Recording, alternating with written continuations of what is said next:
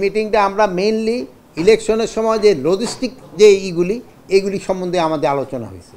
এটার ভিতরে আপনাদের জানাই রাখি, আমরা চেষ্টা করব একটা জিনিস যেটা নিয়ে আপনাদের সব সময় একটা প্রশ্ন থাকে যে ডিসি, এসপি, ইউএনও এবং ওসি এরা কিন্তু ইলেকশনে একটা ভাইটাল রোল প্লে করে এবং আপনাকে একটা সন্দেহ থাকে যে বিভিন্ন ক্যান্ডিডেট চায় যে তার পরিচিত বা তার একজন ডিসি, বিএসপি বা ইউএনও বা ওসি নিতে পারে কিনা। এবার ক্ষেত্রে আমরা একটা ডিসিশন নিয়েছি, এটা স্যারের ইনস্ট্রাকশনের থেকে। এই ডিসিশনটা হলো আমরা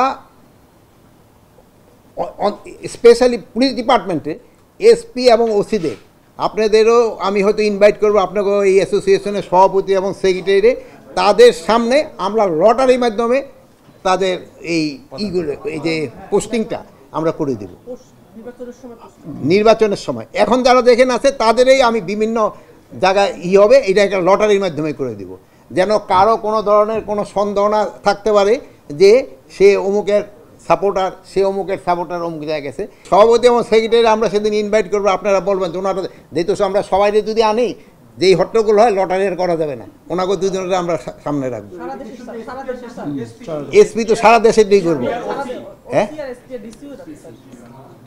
ডিসিদেরটা তো আর আমার হাতে না, আমি এখানে এসপিটা আপনাকে সামনে করতে পারবো।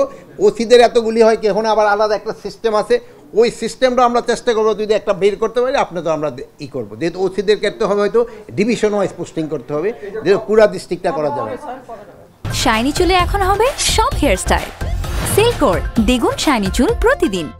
এটা শিডিউল ডিক্লেয়ার করার কিছুদিন আগে, যেহেতু আপনারা জানেন শিডিউল ডিক্লেয়ার করার সময় পরে এইগুলির পোস্টিংগুলি চলে যায় হাতে, নির্বাচন কমিশনের হাতে। এই জন্য আমরা আমাদের কাজটা করে দিব, তারপরে যদি নির্বাচন কমিশন চায় যে তারা আরও চেঞ্জ করতে চায় তারাও করতে পারবে। আমি তো অন্যেরটা করতে পারতেছি না, এইখানে তো এসপিদের ক্ষেত্রে করব, অ্যান্ড পুলিশের ক্ষেত্রে ওসিতেরটাও আমরা করব, বাট ওসিতেরটা মানে পুরা এই ডিভিশন ওয়াইজ করতে হবে যেহেতু এতগুলি একসাথে। আর ইসেরদের ক্ষেত্রে সংস্থাপন মন্ত্রণালয় কীভাবে করব তারা হয়তো তারা সিদ্ধান্ত নেবে, আমরা আশা করি যে তারা করব, যেহেতু আমি তো আর তাদের ক্ষেত্রে পুরোটা বলতে পারবো, বাট আমি আশা করি তারাও করব।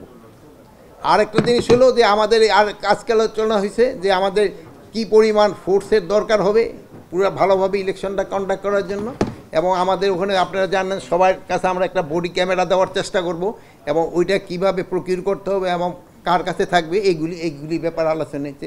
অন্যান্য সময় যেমন আপনারা জানেন যে ওই প্রিজাইডিং অফিসাররা অনেক সময় অন্যের বাসায় ঠাসায়, এইবার না, তারা যেন ওই সেন্টারে থাকতে পারে, ওখানেই ব্যবস্থা করা হবে, তাদের সাথে পুলিশ আনসার সবাই থাকবে।